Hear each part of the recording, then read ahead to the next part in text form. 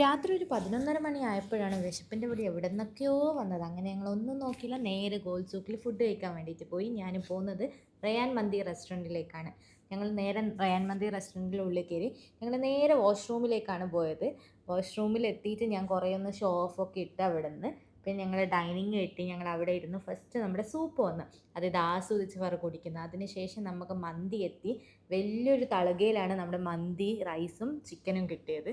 പിന്നീട് ഞാൻ ചിക്കനുമായിട്ട് കുറച്ചൊന്ന് അടിയൊക്കെ കഴിഞ്ഞ് ചിക്കൻ പീസൊക്കെ എൻ്റെ പ്ലേറ്റിലിട്ട് കുറച്ച് ചോറിട്ടപ്പം കുറച്ചൊന്ന് അധികമായിപ്പോയി.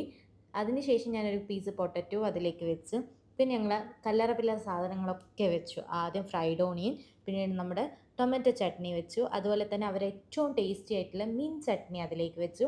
പിന്നെ മയോണീസ് അല്ലാതെ നമ്മുടെ തൈര്, അവിടെയൊക്കെ മന്തിക്ക് തൈരാണ് തരുന്നത്. അതൊക്കെ കൂടി കുഴച്ച് നല്ല ആസ്വദിച്ച് കഴിച്ചു. എൻ്റെ മുഖത്തിൻ്റെ എക്സ്പ്രഷൻ കാണുമ്പോൾ തന്നെ നിങ്ങൾക്ക് മനസ്സിലാവും നല്ല ടേസ്റ്റ് ഉണ്ടായിരുന്നു എന്ന്.